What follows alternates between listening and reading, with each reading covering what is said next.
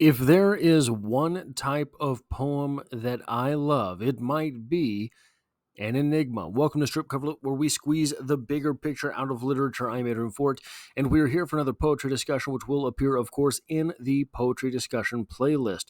Today's poem is known as I Taught Myself to Live Simply, written by Anna Akhmatova. Akhmatova, and it is an enigma of a poem, if you ask me. It reads as such: I taught myself to live simply and wisely, to look at the sky and pray to God, and to wander long before evening to tire my superfluous worries. When the burdocks rustle in the ravine and the yellow-red rowan berry cluster droops, I compose happy verses about life's decay, and beauty. I come back. The fluffy cat licks my palm, purrs so sweetly, and the fire flares bright on the sawmill turret by the lake. Only the cry of a stork landing on the roof occasionally breaks the silence. If you knock on my door, I may not even hear. So there are a lot of things I think worth talking about in this poem, but I want to start somewhere very specific. I taught myself to live simply. I taught myself to live simply and wisely. First off, wisely is not important enough to make the title, meaning that simply is the emphasis here. What does simple mean? So there's a difference between simple and difficult, hard and easy, right? Hard and easy is one delineation. Simple and difficult is a different delineation. They do not mean, they are not the same, they are not equal opposites. Simple and easy are not the same thing. Hard and difficult are not the same thing. The way that I always the easiest way for me to understand this is this. I cannot dunk a basketball. It's simple, but it's not easy. It's simple, there's one step, you jump. That's it. That's the only step. It's simple, but it's not easy. You have to have extremely strong legs. You have to have an incredible sense of balance. Probably you have to have a little bit of speed in order to get takeoff. You have to have all of these different things going on. It's not easy, but it's simple. Meanwhile, I don't know how to rebuild a motor for a car, an engine for a car. I don't know how to do that. It's simple. It's easy enough. There aren't too many parts that are too terribly heavy. Together, it's all very heavy. But each individual part, not that heavy. Turning a screwdriver, turning a wrench, not all that difficult. Or not all that hard, but it's very difficult. The entirety of the engine makes it difficult to maneuver, difficult to know where everything goes. That is the difference between difficult and hard, simple and easy. So simple in this poem means not a whole lot of steps. I taught myself to live simply, not a whole lot of steps in what it is that I'm doing. Okay, fine. We can go from there. The next thing that is worth noting here is this. So I taught myself to live simply and wisely. I look at the sky, I pray to God, and I wander long before evening to tire my superfluous worries. I got all these worries going through my head 100 miles an hour. I taught myself to take walks. And here's the interesting part here. I taught myself to take walks to tire my superfluous worries. But the place we go from there is into poetry, is into writing poetry. So what we're doing here is not going on walks to quiet our mind. We're escaping to write that poetry. We have to get out of the place we live to write that poetry. Now, the next thing that we have to comment on is the subject of that poetry. The poetry, they're happy verses. Baby, yeah. Very happy, very verses. About life's decay and beauty. There's no, the tone of those pair of lines, that couplet, if you will, is impossible. That tone is impossible. I taught myself to write happy verses about life's decay and beauty. Life's decay. So we have here maybe a little hint about the mindset of our speaker. Our speaker has taught herself to taught themselves, himself, herself. I don't think there's anything gendered in this, but we'll get back to a little bit of maybe later. Has taught his or herself to live simply because something in life is decaying. Ask yourself at the end here, this is my whole day. I go home and then the cat licks my hand. Is that life worth living?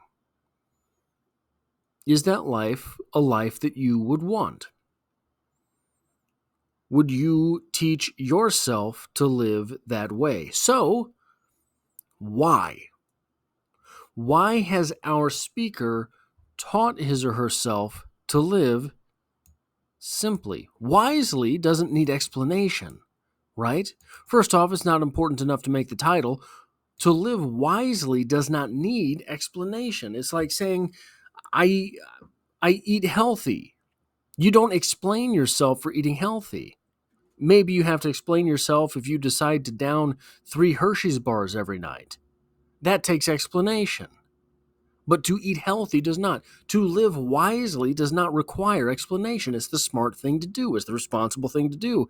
It's the thing we should all strive to do. But simply, is simple preferable to difficult if we're talking about life? Is easy preferable to hard when talking about life? So why has our speaker decided to live simply? Well, we might have a couple of hints in the poem. We start with the proclamation that this is my life. Then we get into the fact that I go and I write this poetry, which suggests that our speaker is not simple. I have all of these worries going on in my head. I have to do something about it. I am trying to live a simple life while not being a simple person, and that takes reconciliation. Then the cat licks your palm, ... And then we get a couple of strange details here. The fluffy cat licks my palm, purrs so sweetly, and the fire flares bright on the sawmill turret by the lake. Only the cry of a stork landing on the roof occasionally breaks the silence. Okay, so those two things back to back, it's almost impossible not to notice the sort of gender stereotyped roles associated with or suggested by those two mentionings. Sawmill turret. Boy, that sounds gruff and masculine, doesn't it? There's going to be a man working that sawmill turret. And a stork landing on the roof. Why do storks land on roofs in Western mythos? Well, it's to deliver babies, isn't it? Now that calls into question something we have a little bit earlier in the poem. I taught myself. I get home to the fluffy cat. This sounds, and look, I don't think that it is necessary that the speaker here is male or female. I don't think that is necessary to this same interpretation. I think that this could be a man who is going home and writing poetry and spending some time with his cat, and the sawmill is where he feels he belongs. I think it's possible that it is a woman who is living on her own and going home to feed the cat, and she feels that she should have children. I think that is where this idea of decay, life's decay, I think that is where that comes from.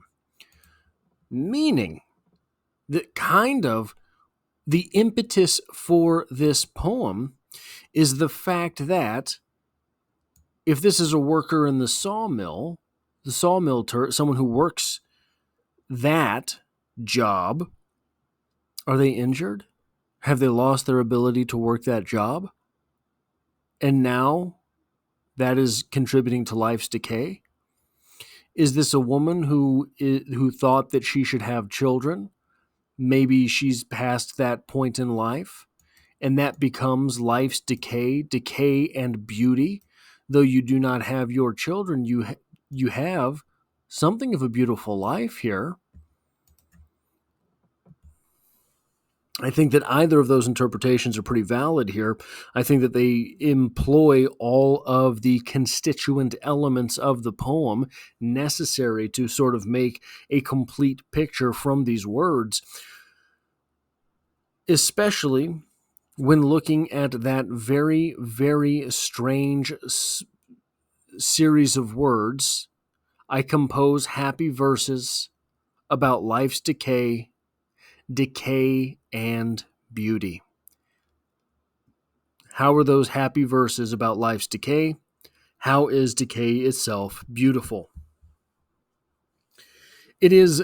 I opened this discussion by saying that this poem is an enigma, and I think that's true. I think that this poem is understated in a way that we got a lot of from the expatriate poets. We got a lot of in the 1920s. We got a lot of understated implication from the trench poets. This poem has a whole lot of that type of feel to it. This poem, I really like. I really enjoy the concise nature here. I'm one who always enjoys poignant types of narratives. Someone, if you are making a point, don't couch it. Don't ease us into it. In fact, maybe you don't make the point that you want to make. You make the opposite point and you state it so plainly as if it were inarguable, but your reader has to argue it, right? This phrase, I compose happy verses about life's decay and beauty. If you don't stop to think about that, it's stated so plainly that it sounds self-evident. It is not self-evident. It is stated plainly to be poignant. It is stated plainly in order that it draws the attention necessary to pique the interest of the reader and make the reader question it. That is all I have for this poetry discussion. If you like or appreciate what it is that I do here, hitting a like button really does help me out, as it tells YouTube to share this video with other literature lovers. And if you find yourself here by chance but not design, literature is the only thing I talk about on this channel, dropping multiple videos every single week. There's poetry every Monday, and I hope to have you back for the next one.